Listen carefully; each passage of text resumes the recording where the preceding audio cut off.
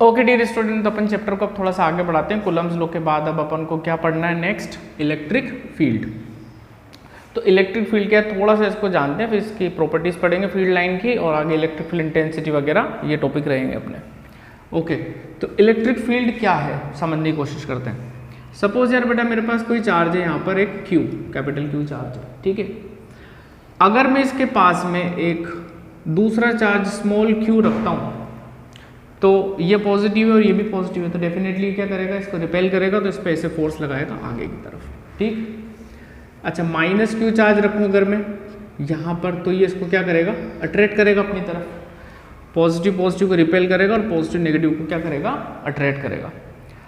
जैसे जैसे मैं ये डिस्टेंस बढ़ाता जाऊँगा इस चार्ज से, जैसे जैसे मैं डिस्टेंस बढ़ाता जाऊँगा, सपोज मैंने यहाँ रख दिया चार्ज को, तो काफ़ी दूर रख दिया, हम ये देखते हैं कि जो फोर्स होता है वो इन्वर्सली प्रोपोर्शनल किसके होता है, आर स्क्वायर के।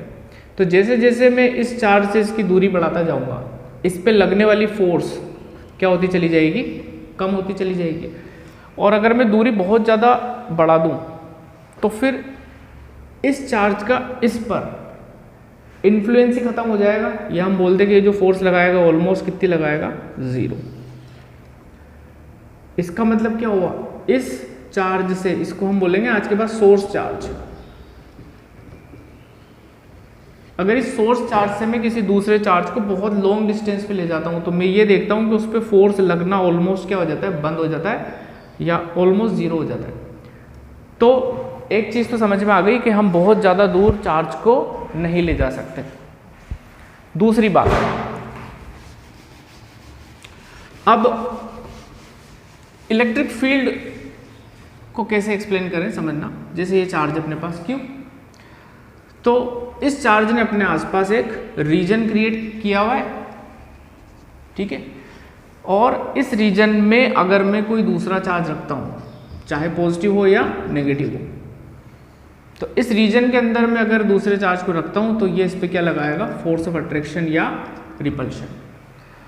और अगर मैं काफ़ी लॉन्ग डिस्टेंस पे रख दूंगा तो इस पे इसका लगने वाला फोर्स ही क्या हो जाएगा, ऑलमोस्ट 0 हो जाएगा। तो हम अब टेक्निकली ये बोलेंगे कि जो ये कैपिटल Q चार्ज है, इसने इसके आसपास एक रीजन डेवलप किया हुआ है, और उस रीजन के अंदर अंदर अगर मैं कोई दूसरा चार्ज रखता हूँ तो उस दूसरे चार्ज पर ये वाला क्या लगा पाएगा, इलेक्ट्रिक फोर्स लगा पाएगा। उस रीजन का नाम ही अपन ने क्या रख दिया टेक्निकली बेटा, इलेक्ट्रिक फील्ड, ठीक है। और इलेक्ट्रिक फील्ड से अगर मैं बाहर रखूँगा दूसरे चार्ज को, तो इस पे लगने वाली फोर्स ऑलमोस्ट क्या हो जाएगी, 0 हो जाएगी। तो ये फील्ड वाली बात अपने पुरानी क्लासेस में भी आ चुकी है, 11th के अंदर भी आ चुकी है, आपने ग्रेविटेशन चैप्टर में भी पढ़ा होगा। जैसे अगर ये हम अर्थ के सरफेस पे खड़े हो गए, किसी भी पत्थर को फेंकते हैं बेटा, तो हम क्या नोटिस करते हैं कि पत्थर ऊपर जाता है और वापस फॉल कर जाता है, ठीक है। ऐसा क्यों हो रहा है, क्योंकि ये पत्थर हर वक्त किसके इन्फ्लुएंस में, अर्थ के ग्रेविटेशनल पुल के इन्फ्लुएंस में। इसका मतलब इस पत्थर पर हर मोमेंट पर किधर फोर्स लग रहा है, नीचे की तरफ। और क्योंकि ये पत्थर एक रीजन के अंदर है जिसको हमने बोला हुआ है ग्रेविटेशनल फील्ड, ग्रेविटेशनल फील्ड, और जब तक ये पत्थर ग्रेविटेशनल फील्ड में रहेगा, इस पे एक पुलिंग फोर्स लगता रहेगा और इसको कहाँ आना पड़ेगा, नीचे आना पड़ेगा। तो हम क्या बोलेंगे, ये जो पत्थर है हमारा, ये अर्थ की ग्रेविटेशनल फील्ड के अंदर है, इसलिए इस पे पुलिंग फोर्स लग रहा है, इस अर्थ का इन्फ्लुएंस इस पे बराबर बना हुआ है, ठीक। हाँ, अगर हम बहुत हाई स्पीड दें और इसकी फील्ड को ही क्रॉस करा दें, तो फिर इसका इन्फ्लुएंस, अर्थ का इन्फ्लुएंस इस पे क्या हो जाएगा, खत्म हो जाएगा। उस वेलोसिटी को हमने क्या बोला था, एस्केप वेलोसिटी, वो बात थी अपनी 11th क्लास की। तो अर्थ ने भी अपने आसपास क्या बना रखा है, ग्रेविटेशनल फील्ड। हमें ये समझना है कि हर हेवी मास अपने आसपास क्या बनाएगा बेटा, ग्रेविटेशनल फील्ड, और हर चार्ज अपने आसपास क्या बनाएगा, इलेक्ट्रिक फील्ड। सिमिलरली मैग्नेट का भी केस होता है, मैग्नेट में 2 पोल होते हैं, नॉर्थ पोल और साउथ पोल। ये भी एक रीजन अपने आसपास डेवलप करती है। उस रीजन के अंदर अगर आप कुछ आयरन के टुकड़े वगैरह या दूसरी मैग्नेट भी रखोगे तो वो उस पर अट्रैक्शन या रिपल्शन शो करेगी। अदरवाइज फिर अगर आपने बहुत दूर रख दिया तो वो अट्रैक्शन या रिपल्शन इस मैग्नेट की वजह से नहीं आ पाएगा। तो हर मैग्नेट अपने आसपास क्या बनाती है? Magnetic field. हर चार्ज या सिस्टम ऑफ चार्ज क्या बनाएगा अपने आसपास? Electric field. और हर हेवी मास क्या बनाएगा? Gravitational field. ओके, तो अभी तो हम स्टिक करते हैं हमारा इलेक्ट्रिक फील्ड के ऊपर ही, ठीक है।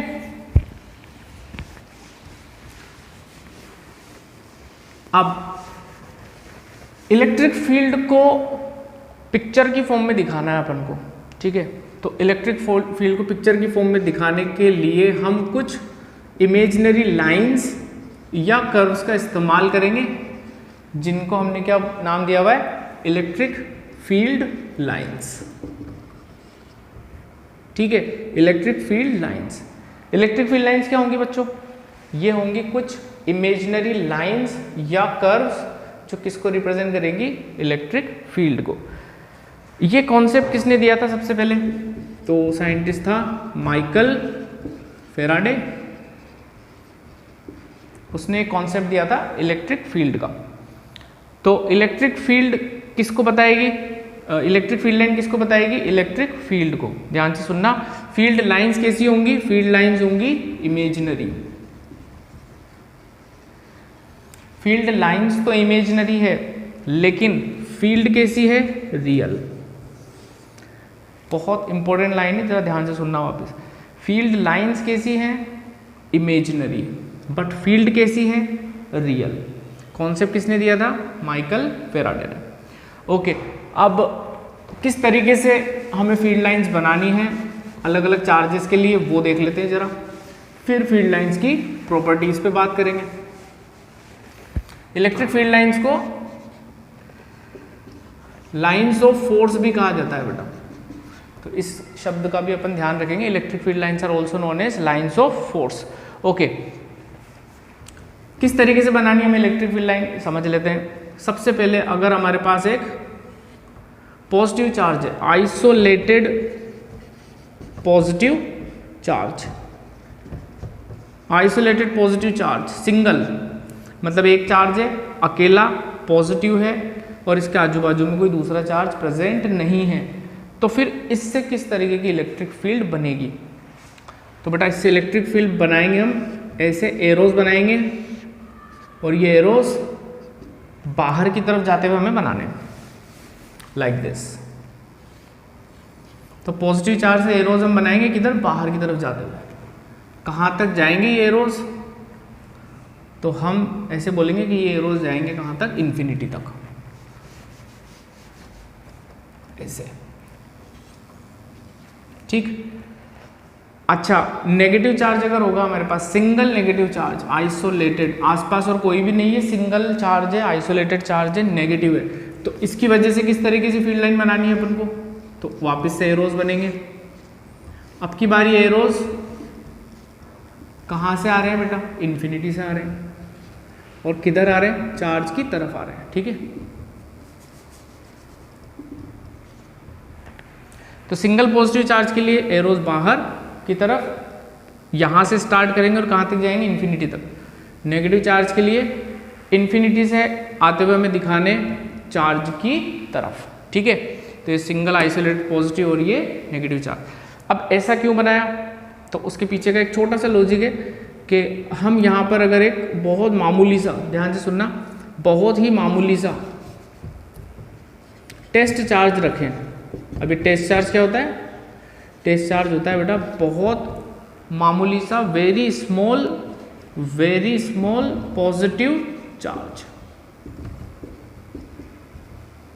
तो अगर मैं इस पॉइंट पर एक बहुत छोटा सा टेस्ट चार्ज रखूं, पॉजिटिव चार्ज रखूं, तो ये पॉजिटिव चार्ज इस पॉजिटिव को क्या करेगा?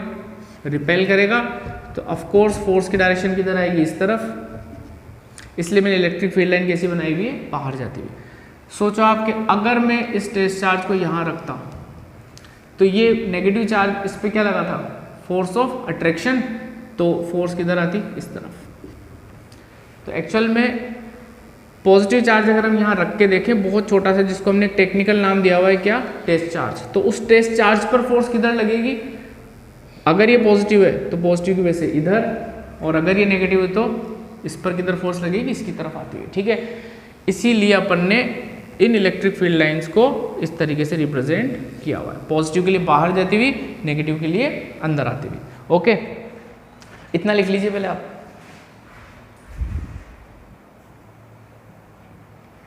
ओके बेटा, ये तो हमने आइसोलेटेड चार्ज के लिए तो पढ़ लिया, अकेले अकेले चार्ज है। अब मान लो सिस्टम ऑफ चार्ज है अपने पास, मतलब एक से ज़्यादा चार्ज है, दो पॉजिटिव हो सकते हैं, दो नेगेटिव, या एक नेगेटिव एक पॉजिटिव। तो उसके लिए फील्ड लाइन हमें कैसे बनानी है देखते हैं। तो सपोज अपने पास दो पॉजिटिव चार्ज है ऐसे, ओके, दो पॉजिटिव चार्ज है। अब इनकी वजह से मुझे इलेक्ट्रिक फील्ड लाइन को रिप्रेजेंट करना है इस रीजन में। तो हम वैसे जानते हैं पॉजिटिव और पॉजिटिव क्या करने वाले, एक दूसरे को रिपेल करेंगे।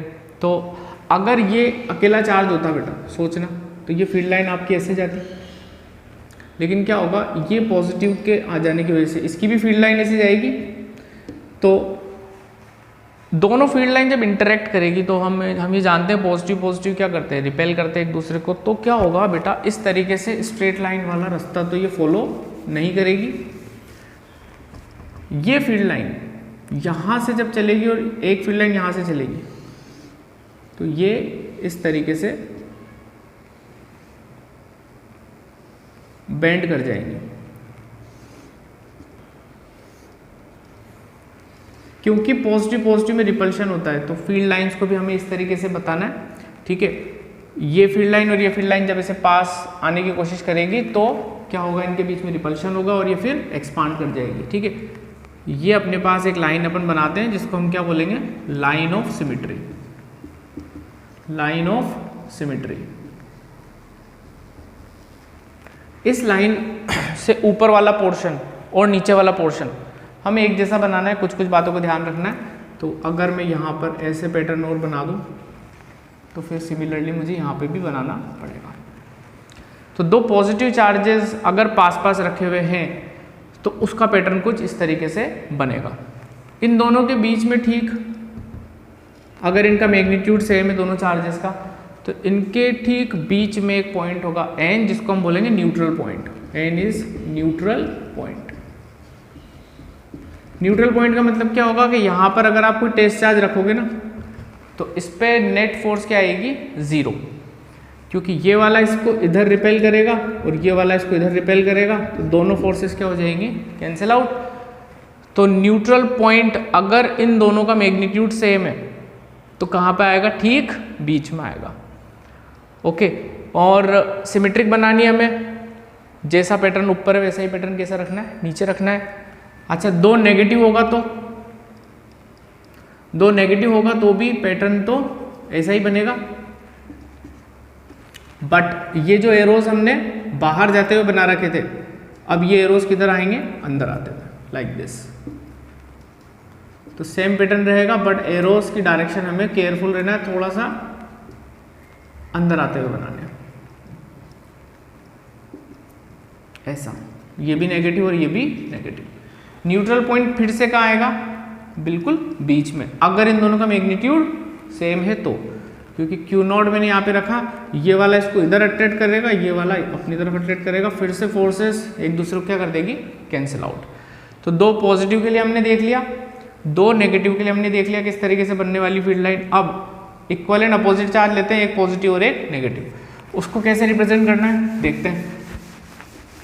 तो अगर अपने पास दो चार्जेस है बेटा, ये तो पॉजिटिव और ये नेगेटिव,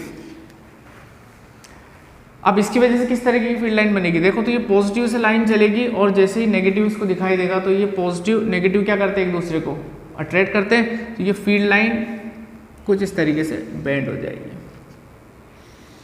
पॉजिटिव से चलेगी और किधर टर्मिनेट करेगी, नेगेटिव पे जाके, लाइक दिस।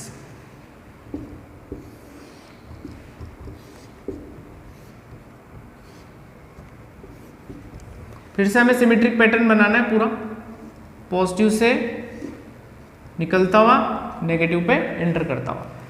यहाँ पर आप न्यूट्रल पॉइंट ढूंढने की कोशिश मत करना, क्योंकि यहाँ पर अगर आप इस चार्ज को रखते हो तो पॉजिटिव वाला इधर रिपेल करेगा और नेगेटिव वाला अपनी तरफ अट्रैक्ट कर लेगा, ये वाला इधर फोर्स लगाएगा और ये वाला भी इधर ही फोर्स लगाएगा। तो इस पर नेट फोर्स कभी भी 0 नहीं होने वाली। इसलिए यहाँ पर आपको न्यूट्रल पॉइंट नहीं मिलेगा। तो एक पॉजिटिव एक नेगेटिव होगा तो हमारा पैटर्न कुछ इस तरीके से होगा। ठीक है, अब तीनों अपन ने देख लिया, आप बना लीजिए, फिर और बात करते हैं अपन आगे की।